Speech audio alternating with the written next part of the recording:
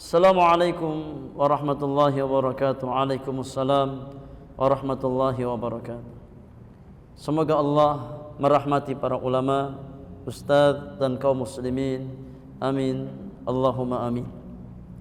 Izin bertanya, untuk berdoa ketika sujud, apakah kita disunnahkan sebelumnya untuk memuji dan salawat dahulu baru berdoa, atau seperti apa? Ya. Kalau memang ada kesempatan untuk kita memuji Allah kemudian bersalawat kepada Nabi, maka ini perkara yang bagus. Ya.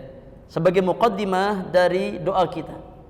Kita memuji Allah Subhanahu wa taala, kemudian kita bersalawat kepada Nabi sallallahu alaihi wasallam, baru kita masuk ke poin, ya, apa yang kita minta kepada Allah Subhanahu wa taala. Karena di antara adab doa, ya, di antara adab doa, ya, kalaupun tidak maka tidak mengapa, ya.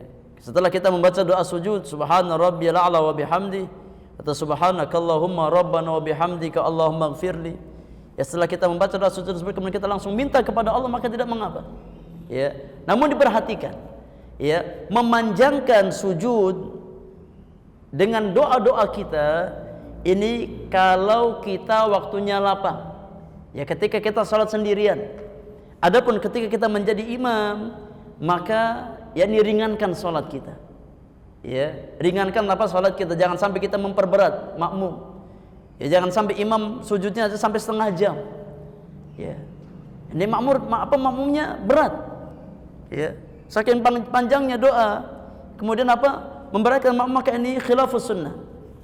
Ya, adapun kalau kita salat sendiri maka enggak ada masalah, kita sujud sampai setengah jam, kita minta kepada Allah, tidak ada masalah. Ya. Tapi kalau kita di posisi imam, maka perhatikan dia di belakang kita. Mungkin ada orang yang ada hajat, ada kebutuhan, dia harus segera keluar. Ada yang sakit, yang enggak bisa kuat lama. Ya. Maka ketika seseorang menjadi imam, maka diperhatikan ya poin tersebut. Namun ketika kita salat sendiri, ya maka ya kita bisa memperpanjang salat kita sekuat kita. Ya, silahkan.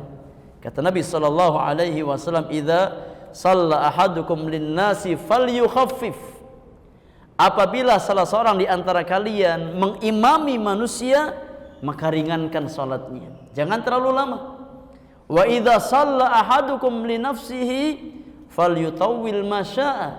Namun apabila salah seorang di antara kalian salat untuk dirinya sendiri, silahkan dia panjangkan sesuka hatinya. Ya. Enggak ada masalah. Ya. Jadi kalau seandainya memungkinkan untuk diberikan muqaddimah berupa sanjungan kepada Allah, kemudian salawat kepada Rasul, maka itu yang terbaik.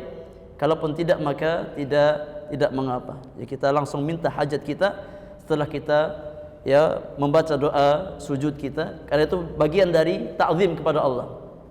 Ketika kita ya membaca subhana rabbiyal a'la, itu bagian dari sanjungan, ya, tasbih kita kepada Allah Subhanahu wa taala, maka boleh kita langsung meminta hajat kita kepada Allah Subhanahu wa taala.